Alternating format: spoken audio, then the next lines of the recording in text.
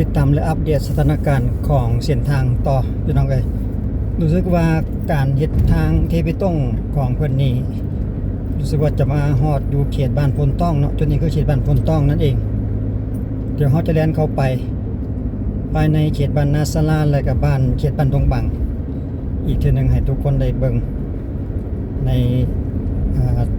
ล่าสุดเนาะเส้นทางที่ว่าจะออกไปหาทาง19เส้นทางหมายเลขที่19สายใต้พี่น้องจุดนี้เพิ่นกำลังเฮ็ดคลองน้ำโอ้เพิ่นเตรียมทรายไว้เพื่อที่จะปรับระดับของรางน้ำนั่นเองเนาะเพื่อเตรียมที่จะเทท่องรางน้ำนั้นเนาะสังเกตเห็นเพิ่นจกแล้วก็มีทรายกองไว้เป็นยานแสดงว่าสถานการณ์ของเพิ่นนี่คืบหน้าไปหลายพอสมควรเด้จุดนี้รู้สึกว่าจะเห็นนายสร้างเพิ่นกำลังประกอบแบบเพื่อที่จะเททางด้านข้างของรางแดแล้วก็เทพื้นของรางแดโอ้นายสร้างเพิ่นพี่น้องนี่โอ้พอเฮ็ดเวียกมาฮอดจุดมีโฮมนี่รู้สึกว่าจะซ่าๆนิดนึง บ่อยากออกจากโฮมแล้วไปในเวลาตอนแดดแห้งจังซี่นี่เนาะเฮ็ดไปนำพอได้พักเสาไปนำพี่น้องเอ้ยมื้อใดมันมีโฮมบ่ว่ากันอยู่ในช่วงระหว่างกลางเดือนมีนาปี2026พี่น้องเอ้ยมาถึงจุดนี้ก็ตอนหน้ากับศูนย์เมล็ดพันธุ์ข้าวศูนย์ค้นคว้าพันธุ์ข้าวนะจุดนี้กำลังตีแบบว้าโอ้ไวพี่น้องเอ้ยเด้สองฝากข้างรู้สึกว่าเพิ่นจะสำเร็จมาแดแล้วเด้นี่เพิ่นก็เตรียมดินมาไว้เพื่อที่จะถมจุดที่ว่าเพิ่นสำเร็จท่านเนาะท่องรางแล้วก็สองฝากข้างฝารางกระเทเป็นที่เรียบร้อยกันยังเหลือเฉพาะตัวเป็นฝาปิดส่วนใดส่วนหนึ่งส่วนจุดนี้ก็ขึ้นอยู่กับบ้านโพนต้องพี่น้องทางด้านหน้าของเขาก็จะเป็นเขตบ้านนาสลาติดตามและอัปเดตล่าสุดอีกทีหนึ่งโบยาวลายพี่น้องเอ้ยคลิปนี้สั้นๆเอาบรรยากาศเฉพาะเขตบ้านนาสลาให้ทุกคนได้เบิ่งว่าในปัจจุบันนี้การก่อสร้างเส้นทางเทไปต้งของเพิ่นนี่ก็ถือว่าคืบหน้าไปหลายหลังจากเสร็จเกี่ยวกับคลองระบายน้ำแบบนี้แล้วต่อไปเพิ่นก็จะเตรียมเพื่อที่จะลอกหน้าทางเดิมออกแล้วก็อัดดินใหม่อัดเพื่อที่จะเตรียมเทเป็นทางไปต้งเสริมเล็กสำหรับเส้นทางเส้นนี้รวมทั้งหมดในยาวความยาวอยู่ประมาณ9กิโลเมตรป่ายพี่น้องหน้าทางกว้าง10 เมตรความยาวระหว่างจากบ้านท่าดอกคำไปหาหลัก19ถนนสายใต้เขตบ้านนาล้อมเนาะสำหรับจุดนี้ที่ออกไปเขตบ้านนาล้อมทางหมายเลข19สายใต้ส่วนสิ้นสุดก็อยู่ที่บ้านท่าดอกคำสำหรับมาถึงจุดนี้ก็คิดว่าน่าจะเป็นเขตบ้านนาสลาแล้วเนาะสำหรับจุดนี้แต่เพิ่นก็ยังมีเวลาอีกหลายเดือนพี่น้องรู้สึกว่าจะถึงเดือน2ของปี2028ที่ว่าตามสัญญาที่เพิ่นระบุบอกกันไว้เนาะที่ระบุสัญญาตามโครงการระหว่างทางบริษัทและทางรัฐบาลเปิดสัญญากันให้สำเร็จภายในวันเดือน2ของปี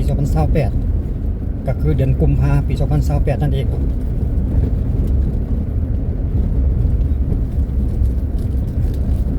มาถึงจุดนี้นี่สังเกตเห็น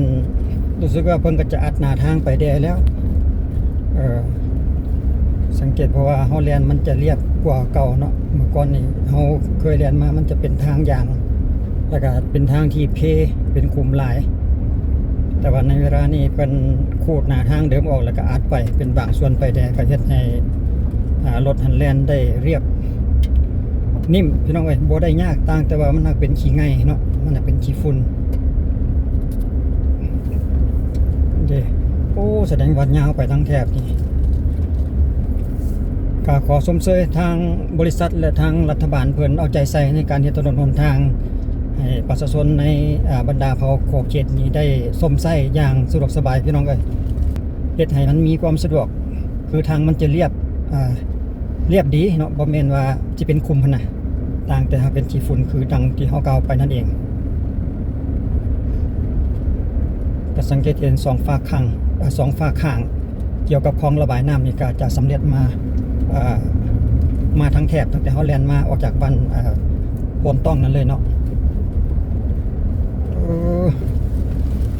สมเสยพี่น้องเอ้ยนี่สังเกตเห็นบ่ฝาปิดคลองระบายน้ำนะพี่น้องเอ้ยเพิ่นก็รอแล้วก็เตรียมเพื่อที่ให้มันเซฟโตของมันเนาะตามเวลาของมันให้มันแข็งได้มาตรฐานแล้วเพิ่นก็จะเอาปิดลงใส่กับปล่องที่ว่าเป็นรางระบายน้ำนั่นเอง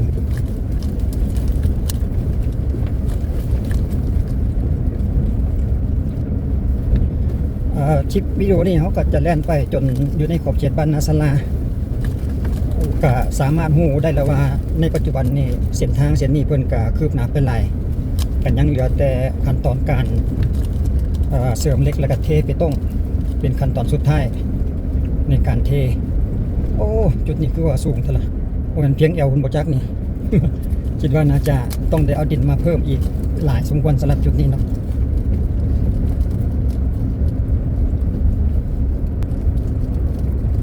อาจจะล่าซาได้เฉพาะจุดนี้พี่น้องอยู่เขตบรรณาศาลานี่เพราะว่าจุดนี้นี่ถนนเดิมทางเดิมมันจะต่ำจุดนี้นะเพราะว่า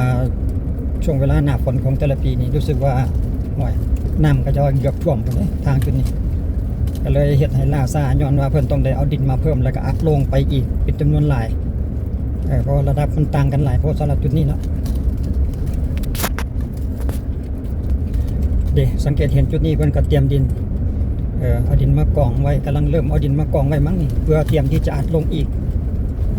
การอัดของเพิ่นนี่ก็จะคิดว่าเพิ่นน่าจะอัดแบบเป็นสั้นไปเนาะบ่ได้อัดเทื่อเดียว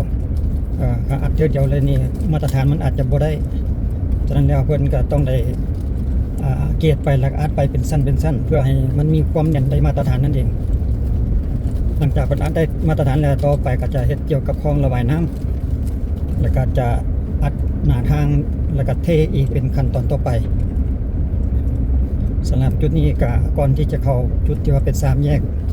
ที่ว่าเลี้ยวขวาไปทางบ้านโน้นแต่ลาดควายหรือว่าอุดมพลนั่นเองเนาะสำหรับจุดนี้ก็อยู่ในเขาเขตในพื้นที่ของเขตบ้านดงบังอีกจังหนึ่งก็คือบ้านดงบังเบื้องซ้ายมือที่เราเห็นการอัปเดตเส้นทางเส้นนี้ก็สั้นๆพี่น้องเขาจะจบเพียงสำนี้เขาจะเลี้ยวขวาไปเส้นทางบ้านโน้นแต่หรือว่าอุดมพลเพราะว่าถ้าแลนซื้อเข้าไปเส้นทาง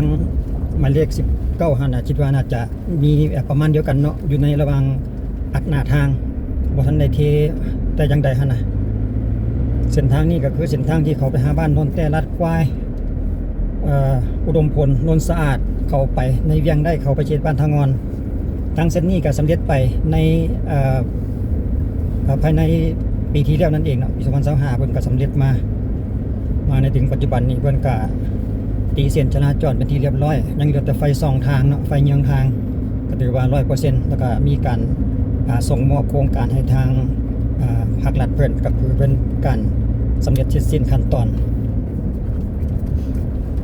เอาคลิปวิดีโอนี้ก็ขอบใจทุกท่านในการติดตามและรับชมบ่ว่าจะไปขึ้นรถลงเรือขึ้นเรือลงใต้อยู่รอดปลอดภัยทุกเส้นทางเอาไว้เจอกันในคลิปต่อไปพี่น้องเอ้ยสำหรับคลิปนี้ขอบใจสบายดี